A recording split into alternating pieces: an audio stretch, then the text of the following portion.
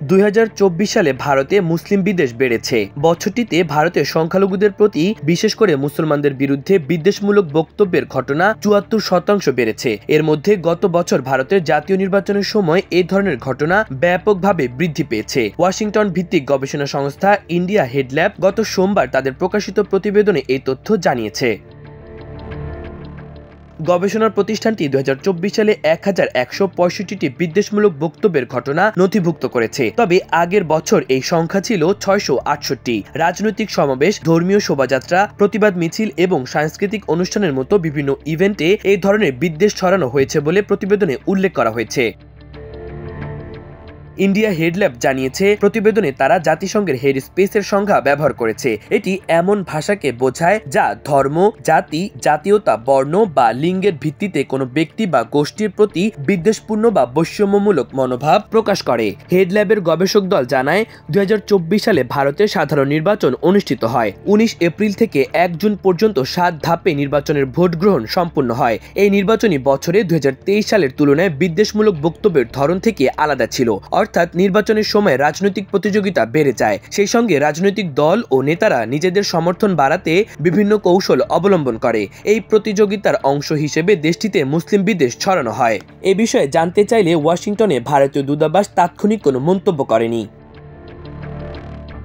প্রতিবেদনটি এমন এক সময় প্রকাশিত হয়েছে যখন কয়েকদিনের মধ্যে হোয়াইট হাউসে মার্কিন প্রেসিডেন্ট ডোনাল্ড ট্রাম্প এবং ভারতের হিন্দু জাতীয়বাদী প্রধানমন্ত্রী নরেন্দ্র মোদীর মধ্যে বৈঠক হওয়ার কথা রয়েছে।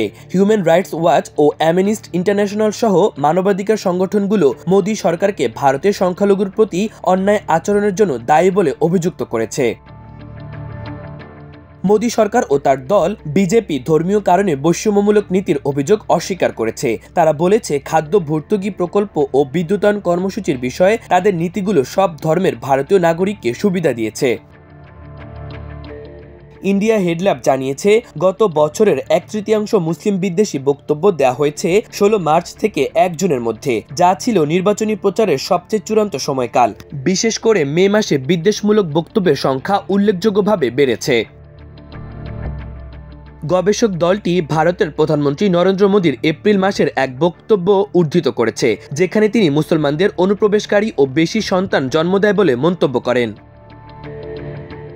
মোদী টানা তৃতীয়বারের মতো নির্বাচনে জয়ী হন এবং বিভাজন উস্কে দেওয়ার অভিযোগ অস্বীকার করেন। তবে তার ভারতীয় জনতা পার্টি বিজেপি একক সংখ্যাগরিষ্ঠতা অর্জনে ব্যর্থ হয় এবং সরকার গঠনের জন্য জোট সঙ্গীদের ওপর নির্ভর করতে হয়। ইন্ডিয়া হেডল্যাব জানিয়েছে, গত বছর মুসলিমদের প্রতি বিদ্বেষমূলক বক্তব্যের 80% ঘটনা বিজেপি ও তাদের মিত্রদের শাসিত রাজ্যগুলোতে সংঘটিত হয়েছে।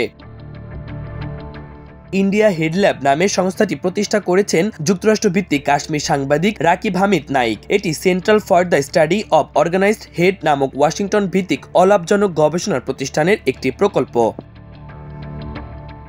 তবে বিজেপি বলেছে, সংস্থাটি ভারতের বিষয়ে পক্ষপাতদুষ্ট চিত্র তুলে ধরেন।